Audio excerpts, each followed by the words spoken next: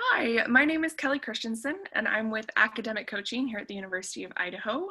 Academic Coaching is a service that's available to all students, and we help folks develop skills that help them be successful in college overall. So today I'm going to talk with you about one of those skills, which is time management, both in person and online. So we'll talk about scheduling and some organizational tips. So I'm a fan of dumb memes, and when I talk about feeling confident in class, I want folks to know that it's a combination of time management and organization that helps you feel successful. So the big question when we talk about time management and organization is, how can we use it in order to stay motivated? So there are a couple of things that go into time management to make it really effective. And what we want to do is identify our priorities, make our schedule visible, create action plans, get organized, communicate with others, and breathe. So when it comes to identifying our priorities, when we actually dive into time management, there are some things that we want to make sure we include when we're scheduling our week or our month or our semester. And those things are classes, study time, meals, work, sleep, and breaks. Now, most of the time when I work with students, they're really good at remembering classes, work, and study time, but the things that often get forgotten are meals, sleep, and breaks. And they're just as important into being successful as all of the rest of the elements of school. So getting down to the nitty-gritty and actually building our schedule to be successful with time management takes a few steps. So first, we'll start with things that have set times that you can't change. So these are things like classes and work. Then we'll slowly add in some study times, and it's important to keep these between an hour and an hour and a half. And that's because science shows that our productivity and ability to actually remember information starts to decline after we've been working for about an hour. And then finally, we want to include meals, breaks, and other activities. And they're super, super important, which we'll talk about a little bit more. So we're going to go into actually building a schedule, because I think it's best to show you how to do it. So my classes go in first, just like I said. So I've blocked them out. They're things that can't change. Next, I'm going to add in my work schedule. Now, if you have a really continuous work schedule that doesn't change from week to week, you can just hit repeat on Outlook or Excel, and it's going to look the same. Otherwise, add it in once you get your new work schedule for the week. Now, the next thing that I'm going to add in are my homework and study times. Now, I know that this looks like a lot, but don't panic. You can see that they're really spread out throughout the week, and that each block itself is only an hour long. So I stuck to my rule of keeping those short. So I put a lot in, and you should know that you don't have to include this many blocks of homework and study time. It's all about what works best for you. Sleep, like I mentioned, very important. It may seem a little strange, but give yourself a bedtime, right? And one of the most important things to being successful in academics and in life in general is getting a good night's sleep. So try and get yourself to bed at a reasonable time. Now, I fully understand that every once in a while you might have to pull an all-nighter, but if you can, try and minimize the number of times that actually happens. Find some time to eat. So I'm not going to tell you when to eat, what to eat, or how to eat, but I'm going to tell you to eat because you need that energy in order to keep going throughout the day. It doesn't have to be a consistent time, but making sure that you find some time in your schedule to actually get food is really critical. And your meals can serve as a break for yourself. So including those in your schedule reminds you to pause, take some time to take care of yourself before diving back into your studies. Breaks. I'm going to harp on this a lot during this presentation, but breaks are really, really important. So make sure to include them in your schedule. Now, I talk to a lot of students who feel kind of guilty about taking breaks because they feel like they should be being productive all the time. And I get that. I was really similar in undergraduate, but it's also really important to give your brain a little bit of time to let the information sink in and to process. And the best way to do that is to take a break. And if you're worried about your 5-minute break turning into a 3-hour break, set a timer for yourself. Give yourself a limit. So you'll notice that these breaks are spread in between classes and between homework and study sessions. And they have a specific amount of time to them. Never longer than like a couple hours for those friend nights, but usually around half an hour. And that's perfect. It gives you that time to kind of settle, chill, let everything go, and then jump back into what you need to get done for your academics. Now, if you're like me, planning out every hour of the day can actually be really overwhelming. So when I first look at this schedule, it's terrifying to me. I don't want to have every single minute of my day planned out. So when it comes to time management, one thing to remember is to include as much detail as you need for yourself. So here's a schedule that is more typical of what I did as a student. And you'll see that there's a ton of blank space, right? Like I didn't plan out every single minute of the day. I gave myself some flexibility. All I did was put in what I really needed to remember and what was important for me. You'll also notice that I didn't put in a ton of study sessions. I didn't do nearly as many as before. And that's another thing to remember.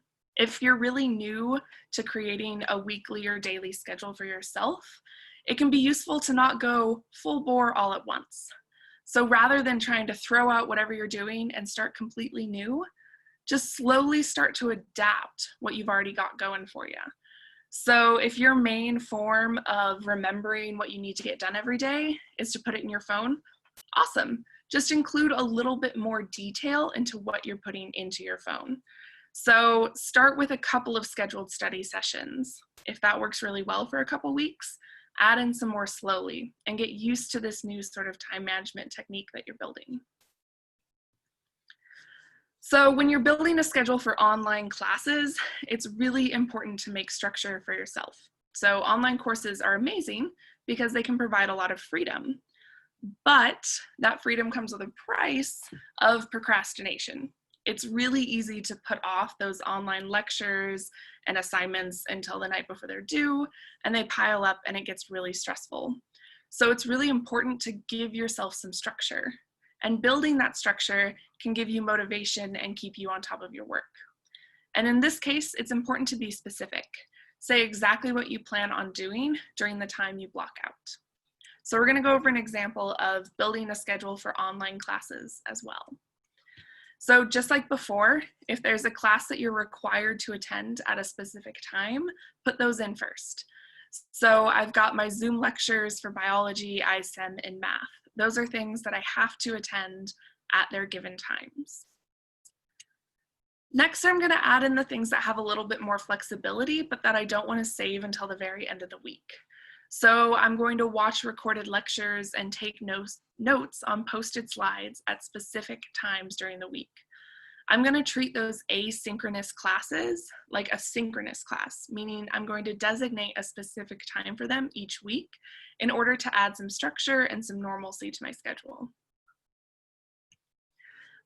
Just like before, I'm going to add in some homework and studying times for myself, and I'm going to spread them out a little bit. And the reason that I do that is to provide a lot more flexibility, because what I've seen a lot of students run into is sometimes it takes way longer than expected to watch those recorded lectures or to take notes on posted slides.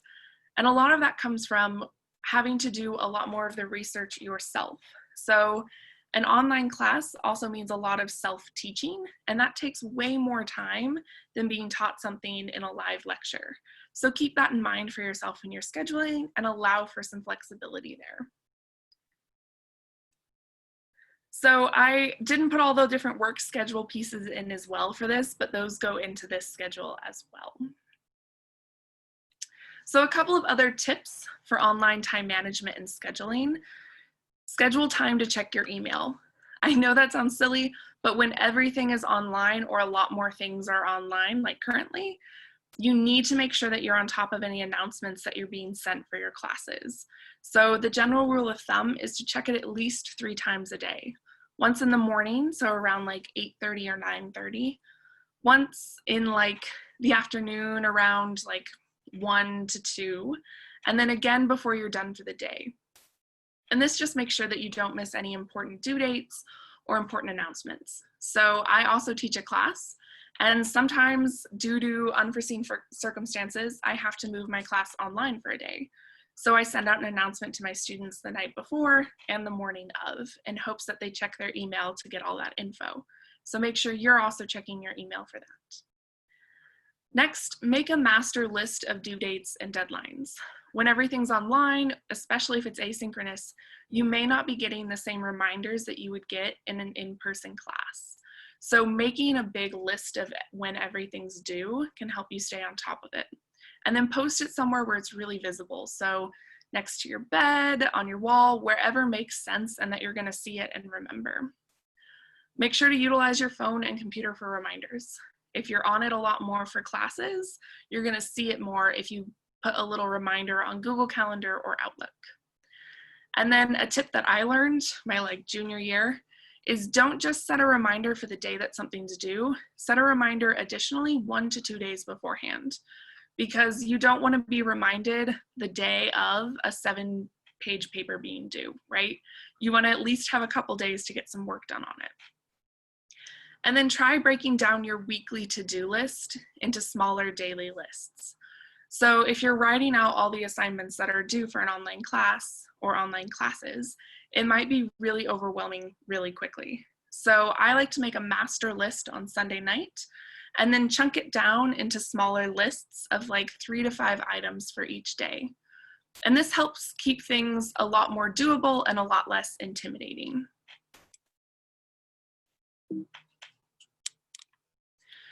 So additionally, you want to make sure that you're utilizing your online resources. You can structure that study time that you put into your schedule by getting support from things like SI Pass and drop-in tutoring. For me, when I sit down to study, it can be really hard to actually get motivated to do that studying. But if I attend an SI Pass session or drop-in tutoring, I then have an excuse to study, and I have some help with that studying. So our Writing Center is also available to help over Zoom or asynchronously. So you can submit your paper for edits and get those anytime that you're free. Oh, got a quick question. What is SI Pass? Great question. So SI Pass is supplemental instruction or peer-assisted study sessions. So what they do is we take a student who did really well in their course previously, and we send them back to the course.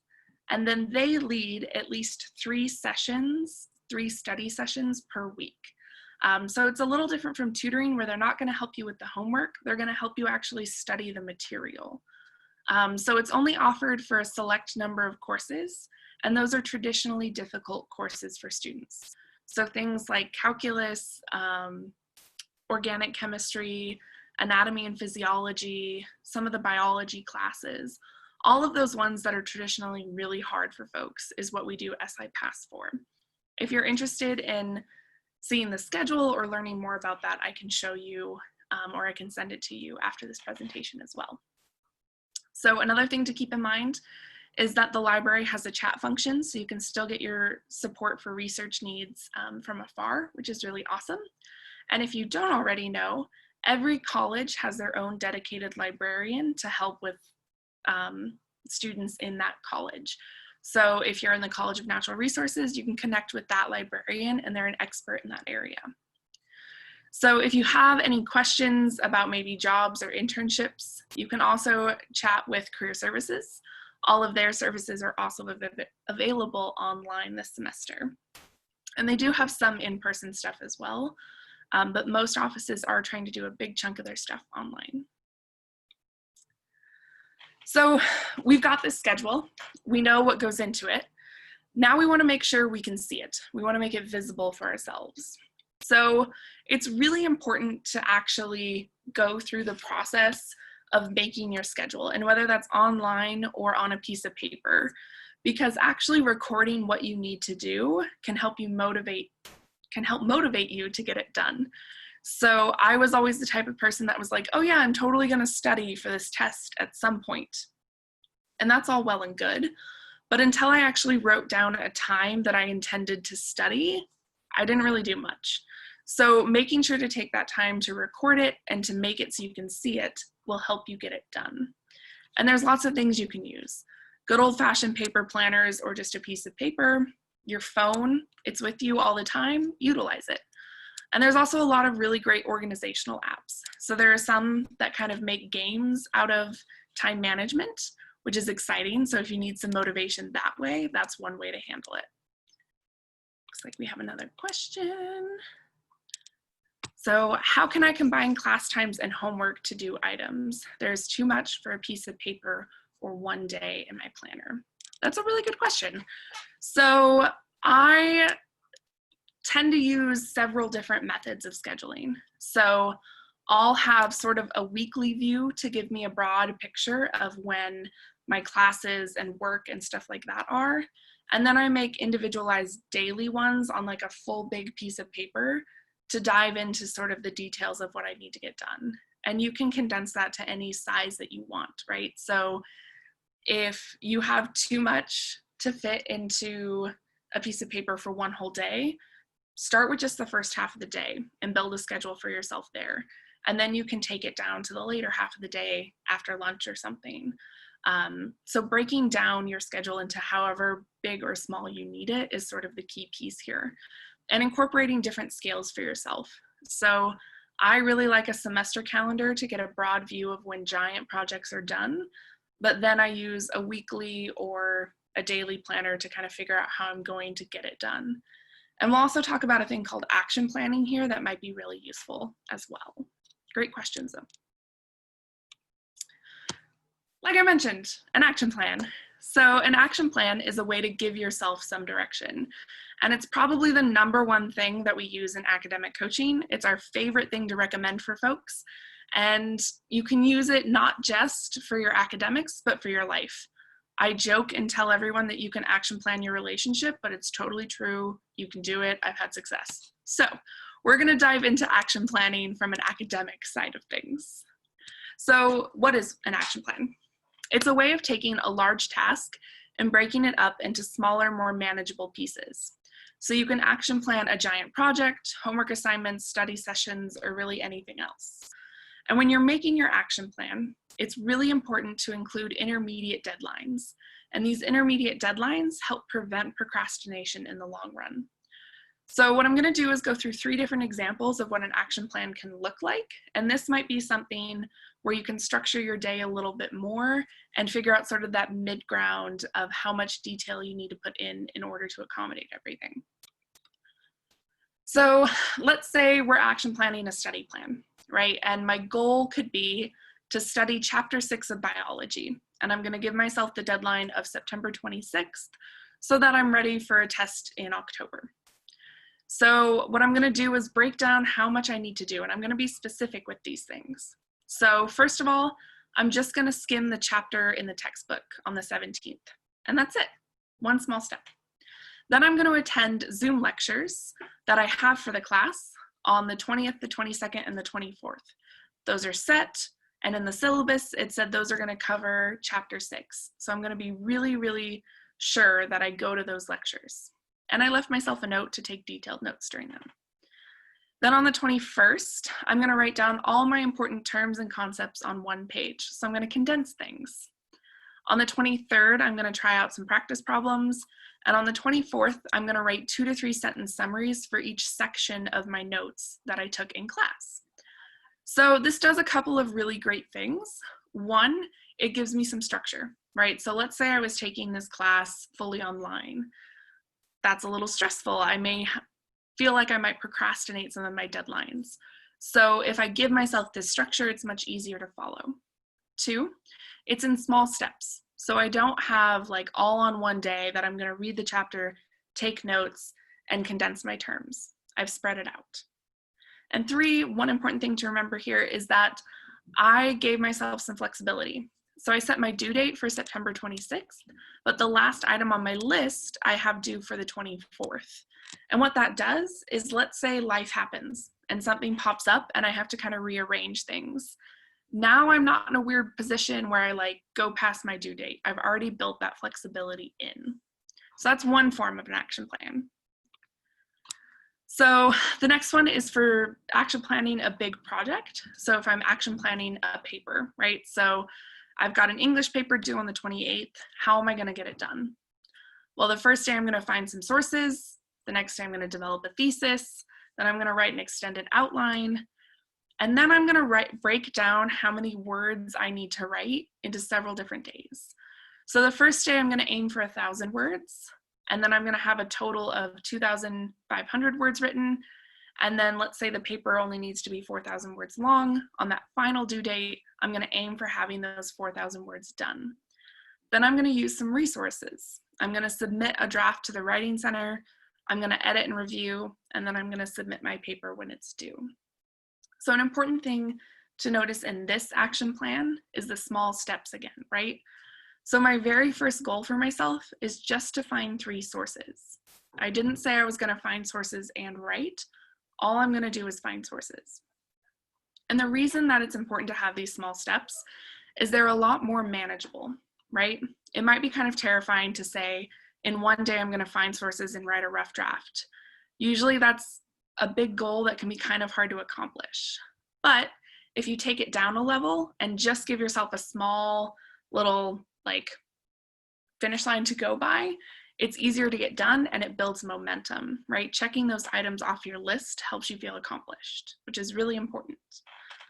And if you get into a groove and you find those sources and you write your thesis statement and an extended deadline or outline all in one day, awesome, you're ahead of schedule. You can adjust things and allow for some more flexibility.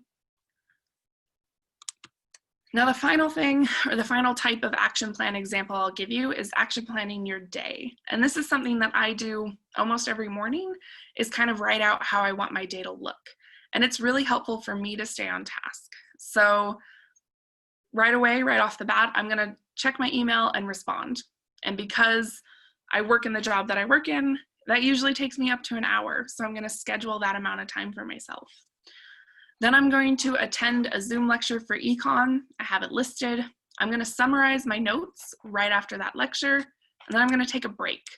And I gave myself a break in there, but I didn't give myself a time limit, just because I want that to be flexible for myself. Then I'm going to take some notes on slides. I'm going to take another break, and then I'm going to work on homework for a few hours. I see we've got a question, so I'm going to pop over there. Where do I work? Oh, thanks, Nick. Yeah, so I'm an academic coach, and I'll talk a little bit more about that at the end too. Okay, so now we're going to talk about time management on the small scale. And my favorite technique for that is the Podomoro Technique, which is a way to organize big chunks of time into short, productive bursts. So it's a way of understanding your task and breaking it up. And the way it works is you set a timer for 25 minutes, and you work really intensely and really focused. And then after that 25 minutes is up, you give yourself a 5-minute break. And after you do 4 of those back and forth, you give yourself a longer 30-minute break.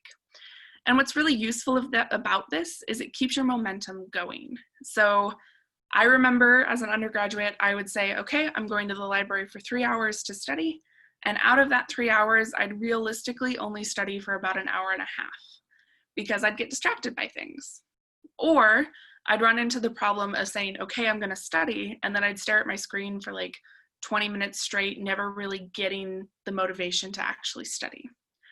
But if you set a timer for 25 minutes, it's much easier to convince yourself to study for just that long and then take a break, right? So you have that automatic reward after studying for 25 minutes.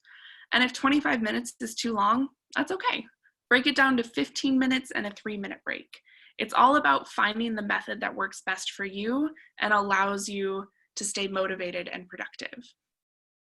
So this is also something that you can do if you're at a job that maybe you've got a really tedious report that you have to write or anything like that.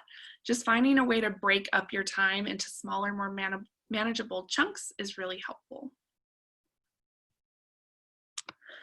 So we talked about time management, but the other part that goes into being successful and feeling successful is good organization. So you want to find a place to work, especially now where you might not be able to go to all of the study spaces that you were used to having. So having a dedicated space for working on schoolwork can really help add some consistency to your day-to-day and online schedules. One tip that I give to students is try to avoid working on your bed when possible. And I realize it might not always be possible. So if you have to, try working at the end of your bed that you don't normally sleep on. So work at the foot of your bed.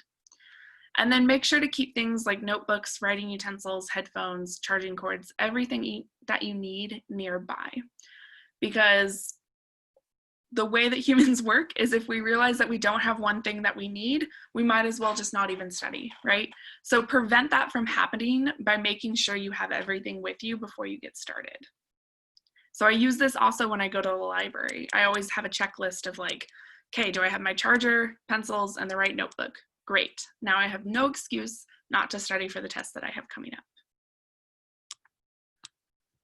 The other important thing when you're finding a place to work is to minimize distractions. So especially if you're working through lectures on Zoom, try and minimize the things that are going on around you. Set your phone on airplane mode. Close out any other windows. Just focus on the lecture that you have. Use headphones or background music to try and block out some of those noise distractions. And then talk to your family or roommates, depending on where you're at, about times that you need a quiet environment to work in.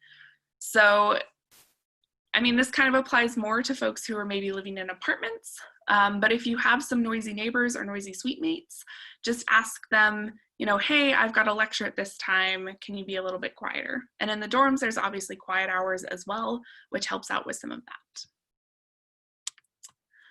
So, that's all about sort of your physical space being organized, but the other side of organization is creating a space that's digitally efficient.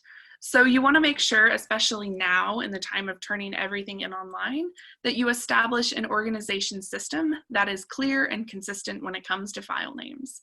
So I am definitely the type of person that would just kind of like do SA2, final, for real, print this one, definitely this one, as a file name. That isn't the most helpful way to do things. So create something that makes sense, both with your physical papers and with your digital files. And this is really helpful, like I mentioned, since the majority of our assignments are being turned in online. So here's an example. You could create a folder for every single one of your classes. Then within that folder, you're going to designate the different types of assignments that you turn in. Within each of those, you'll have rough drafts and final drafts, and then the actual file themselves will have very clear naming conventions. So as someone who is an instructor, I always recommend to folks that you include at least your last name or your full name in the files that you're turning in, and then clearly label what assignment it is. And taking just a little bit of time now to organize all your files really well will help you find things a lot more quickly in the future. This is really helpful if you're applying to jobs or internships or graduate school. Knowing which resume or cover letter goes where and for what job really helps you in the long run. And having professional titles on all of your files really sets a good image for yourself for any potential new jobs. It's also important throughout all of this to communicate your needs. So whether that's to your roommates, to the people living next to you, to the people you work with, to your family, and especially to your instructors. So you want to communicate anything that pops up that may prevent you from being active in the course.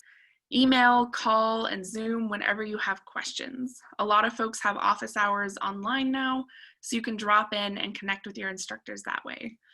And let them know if you're having any trouble with internet accessibility. Maybe you have to go home for a bit and your internet isn't as reliable as it is on campus. Let your instructor know ahead of time. That way, if you run into any issues turning something in, they already know that that might happen. And then make sure to still connect with your friends even from a distance. So you can attend awesome housing events like this presentation, or you can attend things that are maybe a little more fun than listening to me talk about time management. But still find ways to find community during this time, because those breaks that I mentioned are really important for your mental health and reducing your stress, especially now.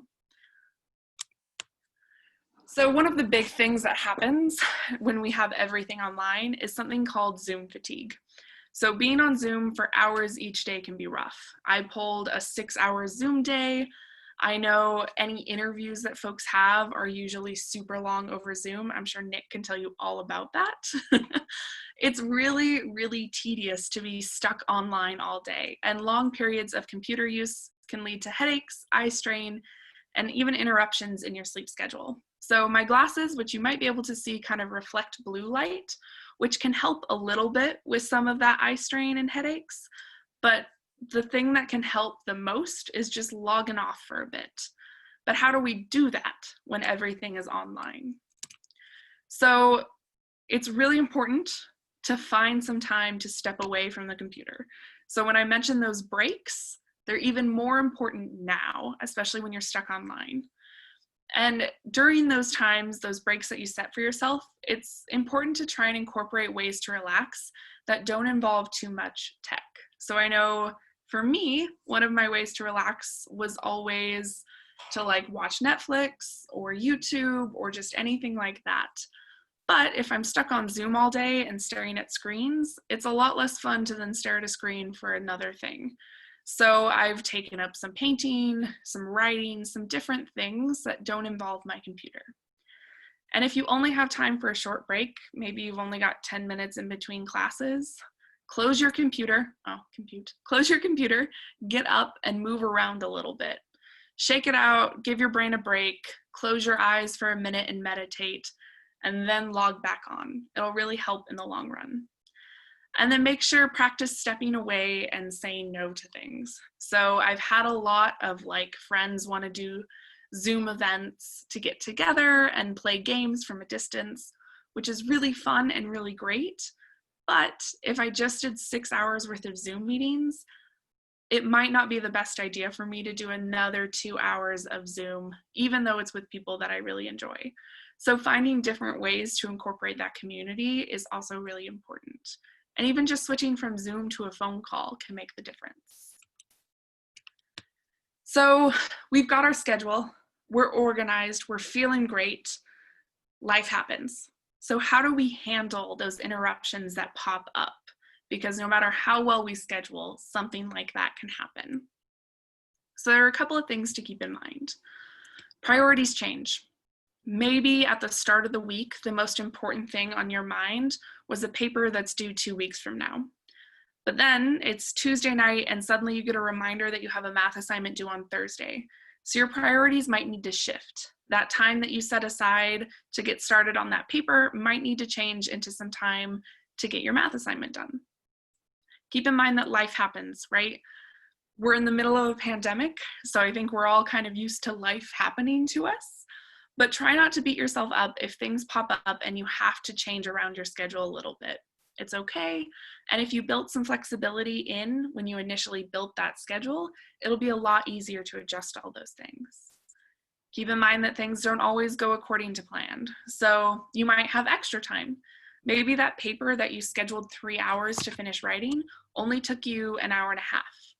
Now you have this hour and a half of extra time. Maybe it'd be good to take a break, or maybe it'd be a good time to get ahead in another class. But you might also have less time. So let's say that paper actually took you 5 hours and it ran into the time that you had set aside for your math assignment.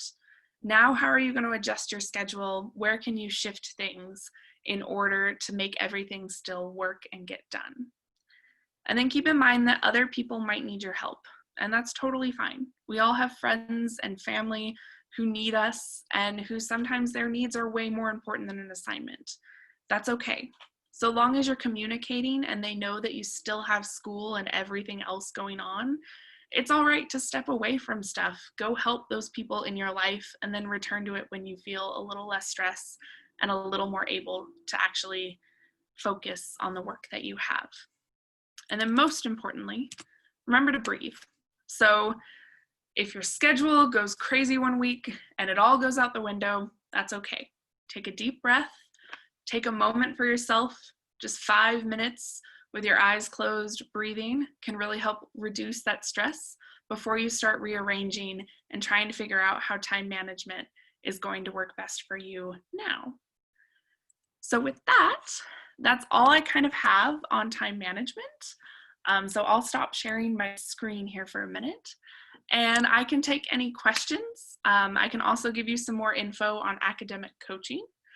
So we offer a lot of different services on campus. One are presentations like we're giving right now. But some of the other things that we do are we teach a course. Oh my gosh, it's so dark in my apartment. But we teach a course on college success strategies. It's an 8-week course. So the first session is happening right now, and the second session will start, let's see, October 16th, I think. And it's the last 8 weeks of this semester. The other thing that we do that helps a lot of folks is we have one-on-one appointments with students. So you can schedule those either by emailing me or calling me or our other academic coach, Rachel, or you can schedule for yourself on Vandalstar. You can log in and search for academic coaching. And then there's a whole menu of how you can select all the different times to meet with us. For first-time students, we can meet with you in person. We have a space set up. And for folks that have met with us a lot before, we're trying to keep all of that online just for safety. And in those appointments, we talk about whatever it is that you need. So maybe you just want some new note-taking tips. Great, that's what we'll talk about. Or maybe you want to actually build out a schedule for yourself. Awesome, that's what we can do that day. It's whatever that you need to actually be successful. Yeah, any other questions?